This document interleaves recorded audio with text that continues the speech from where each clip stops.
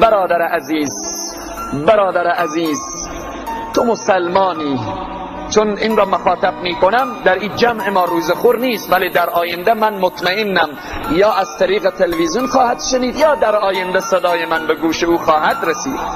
برای تو برادری که روزه میخوری این را میگویم که 11 ماه را خوردی، 11 ماه را خوردی. حالا یک ماه مبارک رمضان، یک ماه است، یک ماهی که دروازه های رحمت الله باز، دروازه های بهشت باز. در این ماه که تو هدایت نشوی چی وقت میخوایی هدایت بشی؟ در این ماه که به بهشت نری کدام وقت میخوایی به بهشت بری؟ همین رمضان اگر انسان رو وارد بهشت نکرد دیگر هیچ امکان نداره انسان به بهشت برد. چون دعای پیامبر هست، دعای جبرئیل به آمین پیامبر هست که میفرمایند جبرئیل میگوید هلاک باد آن انسانی که رمضان بگذرد به او هنوز گناهکار باشد. پیامبر میگوید آمین. تو نظر به این حدیث پیامبر تو از جمله هلاک شده هایی، ولی 10 روز دیگه مانده خود را نجات بدی از این هلاکت، خود را نجات بدی. دروازه الله باز هست، توبه کن، تضرع کن، گریه کن. 19 روز را به غفلت سپری کردی. متاسفانه ادیر میگن جوانها در اوج جوانی، زور، قوت، بازو. برادر قصه کرد، گفت یکی از دکانها را مشاهده کردم که وقت چاش دکان پایین کشید، متوجه شدم که روزه میخورن. خب این دکان را که پایین میکشی از نظر مخلوق خود دوزخی نداره، چرا از نظر مخلوق خود را غایب میکنی؟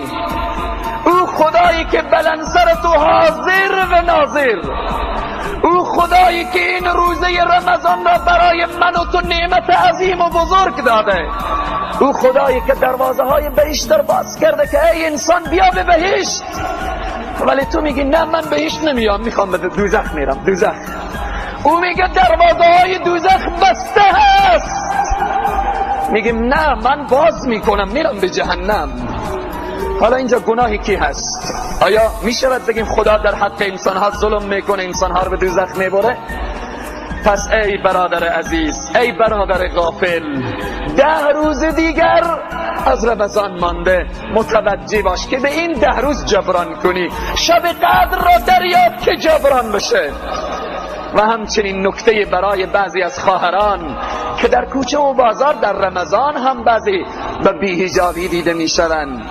تو خواهر مسلمان به رمضان که با حجاب نشی، چی وقت با حجاب میشی؟ کسی روزه میگیره برای خود میگیره، کسی با حجاب میشه برای خود حجاب گرفته، عزت گرفته. مگر اگر همه انسان ها روزه بخورن برای خدا چی ضرر وارد میشه؟ خداوند جهنمی ساخته، بهشت ساخته.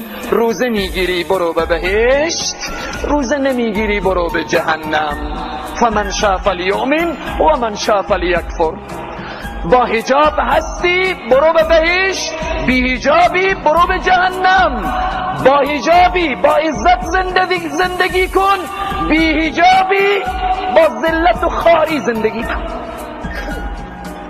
همه ما و شما بارها و بارها مشاهده کردیم چیزی که موضوعی که یک شیرینی در جای گذاشته، یک چاکلیت اگر پوش داشته باشه هیچ وقت مگس ها و حشرات با او رجوع نمیکنه، ولی پوش نداشته باشه همه مگس ها با او رجوع میکنه، تبدیل به یک لجنزار میشه.